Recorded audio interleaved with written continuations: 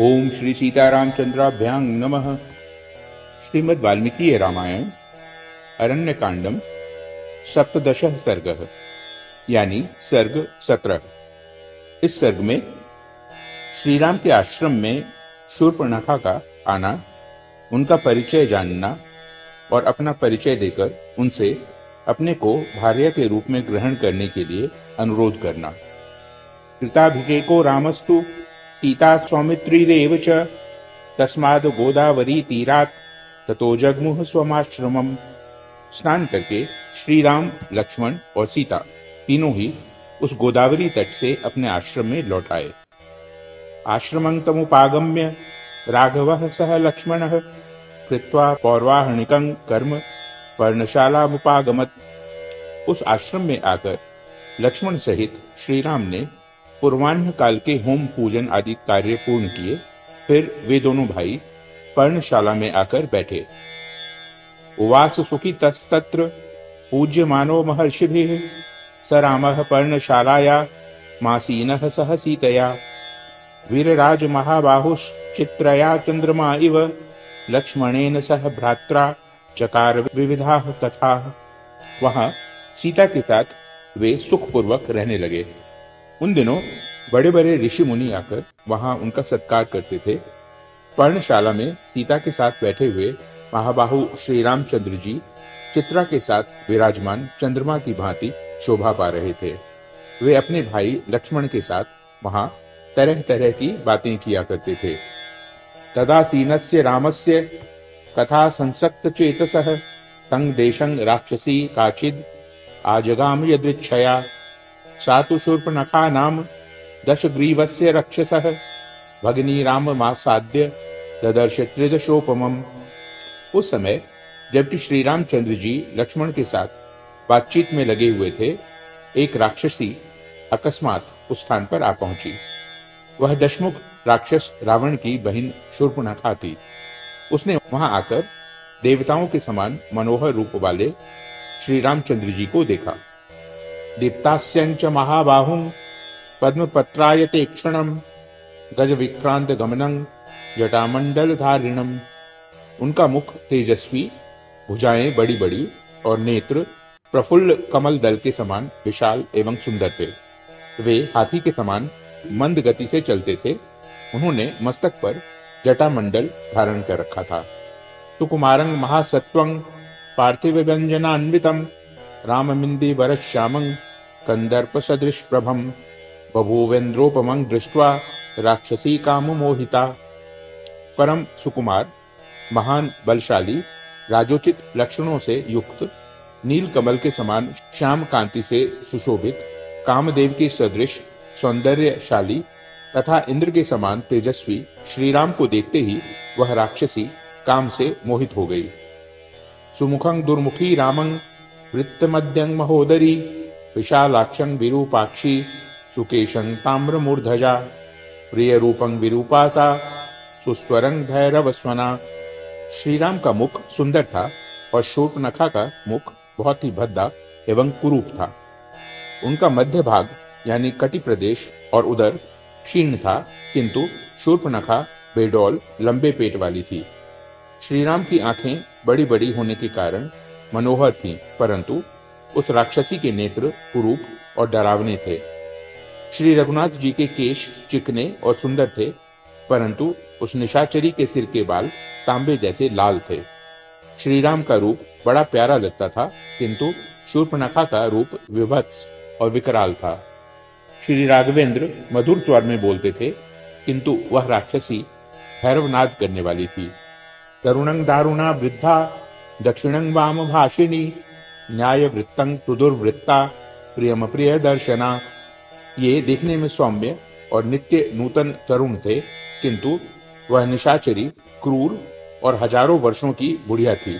ये सरलता से बात करने वाले और उदार थे, किंतु उसकी बातों में कुटिलता भरी रहती थी। ये न्यायोचित सदाचार का पालन करने वाले थे और वह अत्यंत दुराचारिणी थी। श्री राम देखने में प्यारे लगते थे और शूर्पणखा को देखते ही घृणा पैदा होती थी। शरीरज समाविष्टा राक्षसी रामं ब्रवीत जटी तापस वेशेण सभार्यः शरचापधृक् आगतस्त्वमिमं देशं कथं राक्षससेवितं किमागमन कृत्यं ते तत्त्वमाख्यातुमर्हसि। तो वह राक्षसी काम भाव से आविष्ट हो यानी मनोहर रूप बनाकर श्री राम के पास आई और बोली, तपस्वी के वेश में मस्तक पर जटा धारण किए, साथ में स्त्री को लिए और हाथ में धनुष बाण ग्रहण किए, इन राक्षसों के देश में तुम कैसे चले आए? यहाँ तुम्हारे आगमन का क्या प्रयोजन है? यह सब मुझे ठीक ठीक बताओ। एव मुक्तस्तु राक्षस्या शूर्पणख्या परंतपः ऋजुबुद्धितया सर्व माख्यातुमुपचक्रमे। राक्षसी शूर्पणखा के इस प्रकार पूछने पर शत्रुओं को संताप देने वाले श्री रामचंद्र जी ने अपने सरल स्वभाव के कारण सब कुछ बताना आरंभ किया। आसीद दशरथो नाम राजा त्रिदश विक्रमः तस्याहमग्रजः पुत्रो रामो नाम जनैः श्रुतः। देवी, दशरथ नाम से प्रसिद्ध एक चक्रवर्ती राजा हो गए हैं जो देवताओं के समान पराक्रमी थे। मैं उन्हीं का ज्येष्ठ पुत्र हूँ और लोगों में राम नाम से विख्यात हूँ। भ्राता यं लक्ष्मणो नाम यवीयान मामनुव्रतः यं भार्या च वैदेही मम सीतेति विश्रुता। ये मेरे छोटे भाई लक्ष्मण हैं जो सदा मेरी आज्ञा के अधीन रहते हैं, और ये मेरी पत्नी है जो विदेह राज जनक की पुत्री तथा सीता नाम से प्रसिद्ध हैं। नियोगात तु नरेन्द्रस्य पितुर्मातुश्च यंत्रितः धर्मार्थं धर्मकांक्षी च वनवस्तुमिहागतः। अपने पिता महाराज दशरथ और माता कैकेयी की आज्ञा से प्रेरित होकर मैंने धर्म पालन की इच्छा रखकर धर्म रक्षा के ही उद्देश्य से इस वन में निवास करने के लिए प्रेरित होकर मैं धर्म पालन की इच्छा रखकर धर्म रक्षा के ही उद्देश्य से इस वन में निवास करने के लिए यहाँ आया हूँ। त्वां तु वेदितुमिच्छामि कस्य त्वं कास्य कस्य वा त्वं हि तावन् मनोज्ञांगी राक्षसी प्रतिभासी में इह वा किं निमित्तं त्वमागता ब्रूहि तत्त्वतः। अब मैं तुम्हारा परिचय प्राप्त करना चाहता हूँ। तुम किसकी पुत्री हो? तुम्हारा नाम क्या है? और तुम किसकी पत्नी हो? तुम्हारे अंग इतने मनोहर हैं कि तुम मुझे इच्छानुसार रूप धारण करने वाली कोई राक्षसी प्रतीत होती हो। यहाँ किस लिए तुम आई हो? यह ठीक ठीक बताओ। सा ब्रवीद वचनं श्रुत्वा राक्षसी मदनार्दिता श्रूयतां राम तत्त्वार्थं वक्ष्यामि वचनं मम अहं शूर्पणखा नाम राक्षसी कामरूपिणी। श्री रामचंद्र जी की यह बात सुनकर वह राक्षसी काम से पीड़ित होकर बोली, श्री राम, मैं सब कुछ ठीक ठीक बता रही हूँ, तुम मेरी बात सुनो। मेरा नाम शूर्पणखा है और मैं इच्छानुसार रूप धारण करने वाली राक्षसी हूँ। अरण्यं विचरामि दमेका सर्वभयंकरा रावणो नाम में भ्राता यदि ते श्रोत्रमागतः। मैं समस्त प्राणियों के मन में भय उत्पन्न करती हुई इस वन में अकेली विचरती हूँ। मेरे भाई का नाम रावण है, संभव है उसका नाम तुम्हारे कानों तक पहुंचा हो। वीरो विश्वसः पुत्रो यदि ते श्रोत्रमागतः प्रविद्ध निद्रश्च सदा कुंभकर्णो महाबलः। रावण विश्रवा मुनि का वीर पुत्र है, यह बात भी तुम्हारे सुनने में आई होगी। मेरा दूसरा भाई महाबली कुंभकर्ण है जिसकी निद्रा सदा ही बढ़ी रहती है। विभीषणस्तु धर्मात्मा न तो राक्षस चेष्टितः प्रख्यात वीर्यौ च रणे भ्रातरो खरदूषणो। मेरे तीसरे भाई का नाम विभीषण है, परंतु वह धर्मात्मा है। राक्षसों के आचार विचार का वह कभी पालन नहीं करता। युद्ध में जिनका पराक्रम विख्यात है वे खर और दूषण भी मेरे भाई ही हैं। तानहं समतिक्रांतां राम त्वापूर्व दर्शनात् समुपेतास्मि भावेन भर्तारं पुरुषोत्तमम्। श्री राम, बल और पराक्रम में मैं अपने उन सभी भाइयों से बढ़कर हूँ। तुम्हारे प्रथम दर्शन से ही मेरा मन तुम में आसक्त हो गया है, अथवा तुम्हारा रूप सौंदर्य अपूर्व है।